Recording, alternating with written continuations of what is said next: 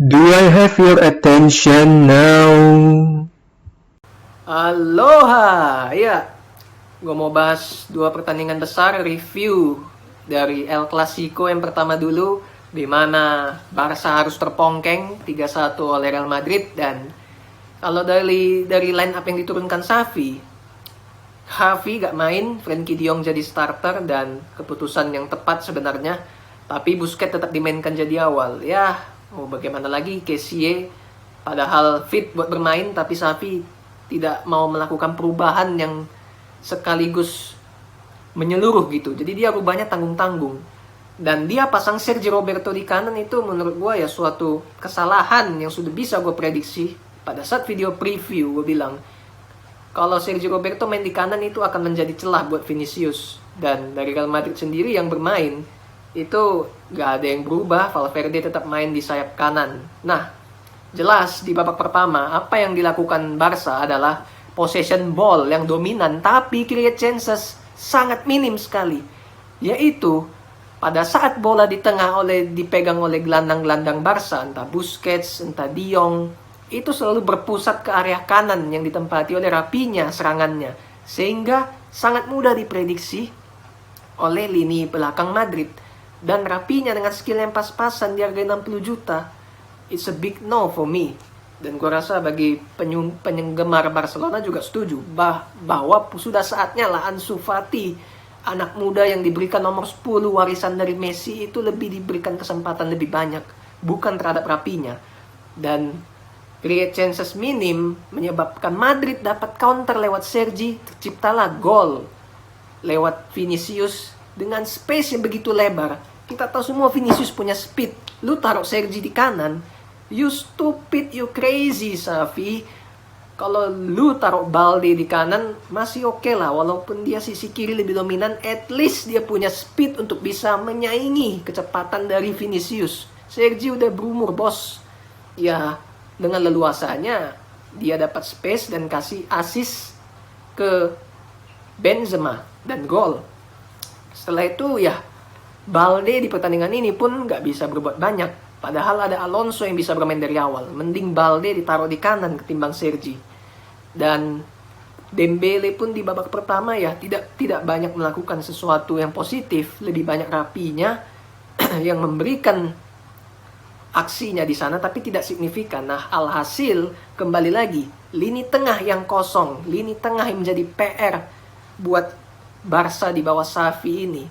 Terciptalah dua gol kedua lewat Valverde, di mana lini tengah benar-benar kosong, empty space, di mana Busquets, di mana De Jong, di mana satu lagi gue lupa, itu tidak menempati posisi di tengah yang benar-benar kosong dilihat dari golnya, sehingga Valverde shooting sangat enak sekali, 2-0. Dan walaupun Lewandowski ya dapat satu peluang besar di depan gawang, tinggal nyosorin bola tapi nggak masuk ya. Inilah yang menjadi problem di bawah Xavi. Memang crossing-crossingnya udah dikurangi, tapi kalau cuma ngandelin skill individu dari 1-2 individu ya, Barca nggak akan kemana-mana. Bukan seperti Barca yang dikenal. Harusnya dia main lewat kombinasi lewat tengah, dan itu tidak dilakukan oleh Barca di El Clasico ini. Akhirnya di babak kedua halftime, mereka bisa cetak gol lewat si Ansu Fati setelah dimasukkan dengan aksi skillnya. Kenapa nggak dari awal gitu dia masukkan Ansu Fati? Anak ini berbakat dan punya potensi. Berkat dia gol itu tercipta lewat Ferran Torres. Dengan skillnya gol itu sangat bagus. Dan inilah yang menjadi problema Xavi, bahwasannya pelatih yang bagus bukan hanya dari segi taktikal, bukan hanya segi dari mentalitas, tapi bisa memilih pemain dan menempatkan pemain di posisi yang tepat. Dan itu yang tidak dipunyai Xavi di musim ini oleh Barca.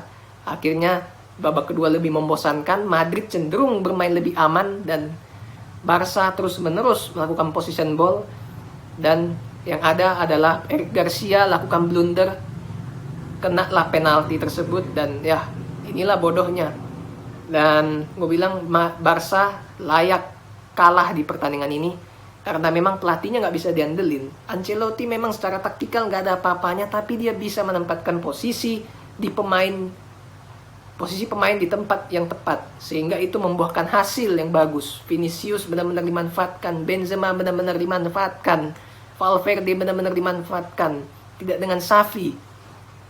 Dan dari individu ya, Dembele nggak kelihatan, Pedri juga nggak kelihatan, Frenkie de Jong sangat mengecewakan, diberikan kesempatan tidak bisa memberikan hal yang terbaik. Dan gue takutnya Frenkie de Jong bakal terus dicadangkan setelah laga ini melihat Barcelona kalah. Dan untuk Kessie apalagi nggak pernah dikasih kepercayaan.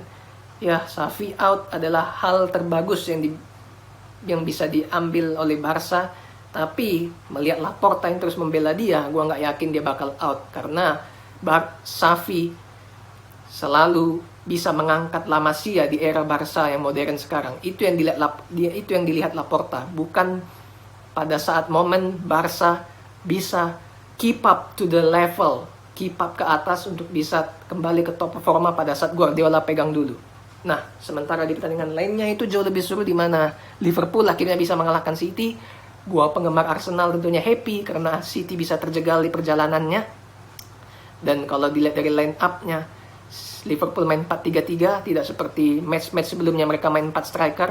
Keputusan tepat dari Klopp karena lini tengah sangat penting, jangan sampai mengorbankan lini tengah untuk mencetak gol. Itu akan sangat berbahaya karena City bermain lini tengahnya begitu dominan. Dan terbukti dari babak pertama bermain, gila pertandingannya intens sekali. Kedua-duanya main terbuka, kedua-duanya langsung ngepres, kedua-duanya benar-benar ngotot buat incer gol, terutama Liverpool. Benar-benar suatu pertandingan yang sangat menghibur untuk penonton netral seperti gua. Inilah yang namanya sepak bola. Harus bisa dinikmati, walaupun bukan fans dari keduanya, tapi menghibur penonton. Inilah yang gue saksikan di babak pertama. Sangat high intensity yang diciptakan oleh dua tim. Banyak peluang dari kedua-duanya juga. Tapi, yang menjadi pembeda di sini adalah defense-nya Liverpool yang sangat bagus di pertandingan ini, sehingga City kesulitan buat mencetak gol. Haaland di babak pertama gue bilang gak bisa menunjukkan apa-apa. Dia cuma dapat setengah seperempat peluang yang gak berbahaya. Van Dijk bisa antisipasi dia dengan body yang kekar, dengan body yang sepadan. Van Dijk itu sangat kokoh, sangat tepat bisa mengawal dia. Akhirnya masuk babak kedua. Pertandingan babak kedua ya tidak seintensitas tinggi seperti di babak pertama, karena memang gak ada yang bisa main 90 menit seperti itu. Stamina pasti akan lambat laun menurun. City memang dapat gol duluan yang dianulir lewat Foden, tapi itu memang jelas foul sebelumnya yang dilakukan oleh Haaland yang menarik kaos dari Fabinho. Dan akhirnya Liverpool bisa curi gol lewat Mohamed Salah.